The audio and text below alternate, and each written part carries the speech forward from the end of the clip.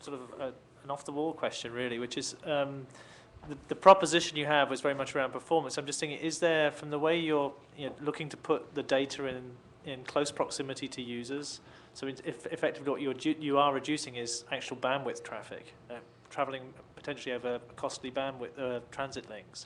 Is there a cost-saving element to your proposition for bandwidth? Oh yeah, definitely. We actually make it more, we efficiently move data in the background.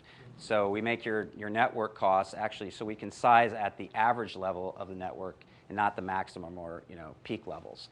And so because the system is actually moving data closer to where it needs to be in the background. So if all of a sudden you go from New York and now you go to Sydney and you're accessing your application there, the system will start moving your data and your data closer to the Sydney node.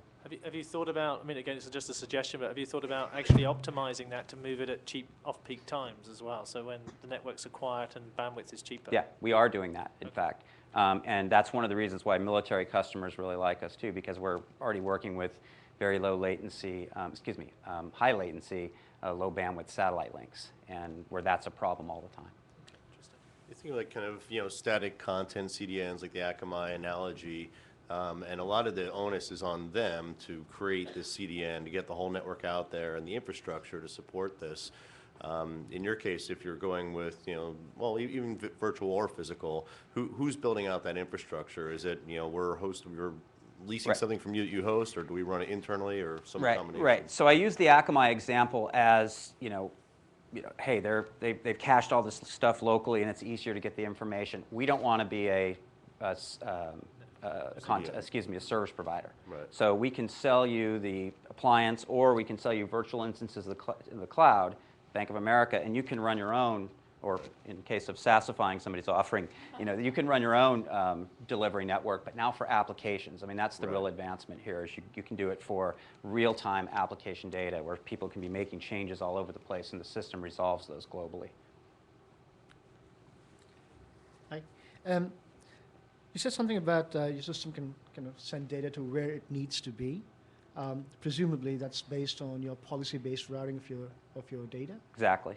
Is there any other way? I mean, for example, are your policies built heuristically as you see certain elements of data being used more and more frequently? Your system is able to kind of intelligently figure that out and push it across to where the need has increased over time? Yeah. Or is it more of a human intervention involved in that process? So the two main policies we have now are redundancy and location policies. So those are the ones I talked about in the talk. But the system also does a lot of optimizing and movement of data on its own. Now, if you're asking as an administrator, can I go in and make my own decisions as to where I want to see that data going outside of those? I think in future versions we're looking to incorporate that kind of capability. Okay. And in high latency networks, especially if you have a kind of a global network, again, presumably you're using some sort of block level replication of the data from source to destination rather than large chunks. Where have you found, I mean, where I come from, we have tons of dynamic data being created all the time, and we have tons of locations which need to see that dynamic data and relatively quickly compared to having to wait for synchronization. So how have you addressed that problem? So the question is, how do we get the data all over to many places, or right? latency? I mean, your thresholds. What kind of data are you guys attending to? Is it highly dynamic, mosely OLAP? Yeah, OLTP? so exactly. Okay, so we're looking at transactional data, SQL-based, enterprise class applications. We're not an OLAP, database. We are not doing high performance trading applications, but pretty much everything else we can handle. And that's not to say in the future we can't go more into the OLAP space or something else, but that's where we focus right now. We think there's a huge market for transactional applications that we can do very well with. Thank you. And a question is kind of a repeat of your question from one of the previous sessions, which was in terms of go-to-market, you're an appliance, but you said you were also doing OEM, interestingly. So just what was the rationale behind that decision? Well, I think you got to do them both. I mean you got to do, both, all. I've run a startup company before. You've got to have a direct sales force to go and work with customers initially. There's got to be a lot of missionary selling here.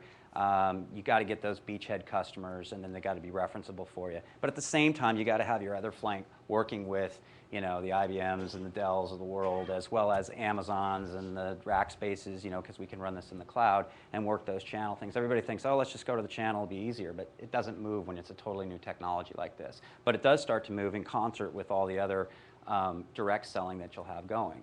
And so that's kind of, you know, how we think we're going to initially bring it to market and then, you know, later on grow with the development of the channel. How big is like one of your largest deployments globally, and kind of how far have you pushed the technology? Yeah, I mean, we've got, I think you saw we're in beta.